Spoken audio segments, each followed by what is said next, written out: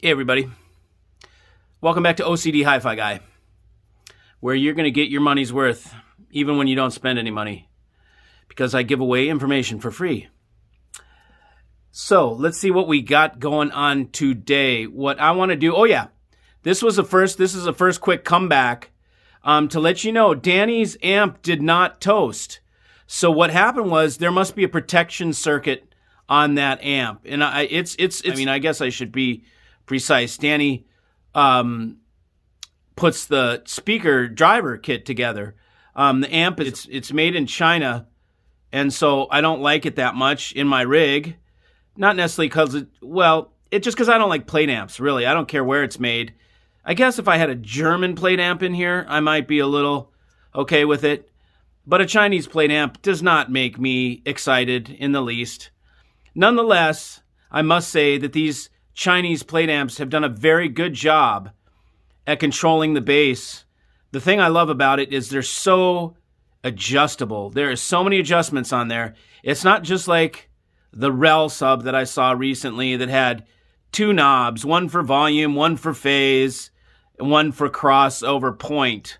You know, it's like, that's useless. I mean, come on, you can't even tune it.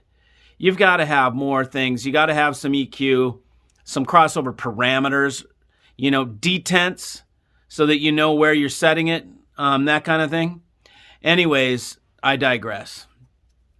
So we're good. I've got two subs now. It went into protection. I smelled something cooking. Obviously, something got too hot, and then it just shut down. And that's great. That's like about, most amps today will do that. They won't blow themselves up. They'll just go into protection, and then you're safe. You turn it off for a while, turn it back on once it's cooled down, and it's good to go. So just so that you know, we're going to do a little bit. I was listening to the Doors earlier, and man, the Doors rock. I'm more into the Doors now than I ever was as a kid, and I was into hippie stuff when I was younger. The Doors were just too advanced for me at the time. Even though I did dip a little into the Lyserge, and expand my mindsicle. Doors wasn't the way I went. I went to the Grateful Dead and to Pink Floyd. So anyways, and Hendrix. So here we go. Let me switch now to the rear mic. Now you get a better sonic from the rig.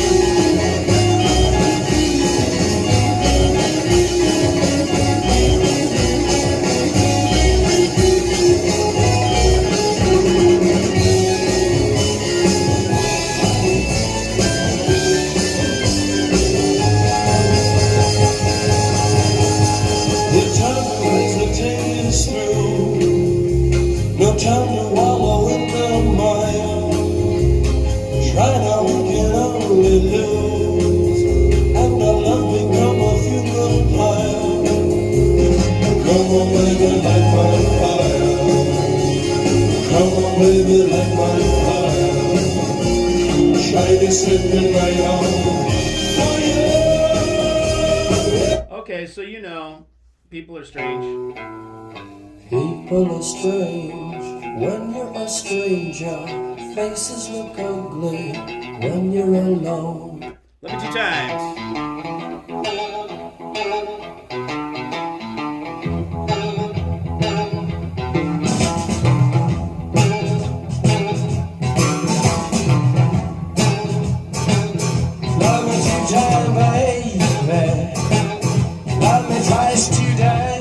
Waiting for the Sun.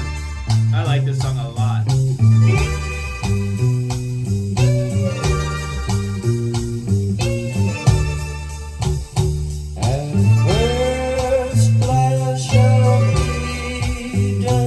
You know what I find funny? What I find funny is that people tell me, and I'm not making fun of you guys that tell me this, okay? I think it's just, I don't know if there's like, the context is all there. Put this little juice on your, this little contact enhancer on your, and I swear to God, I will eat my words right now. and it's going to open up the soundstage and make it sound so much better, and put this magnet into your thing, into your wall, and it's going to make things open up and sound so much better.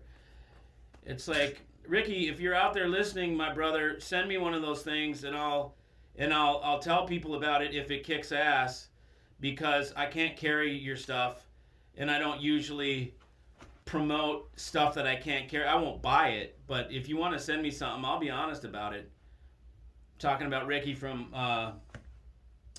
High Fidelity Cables.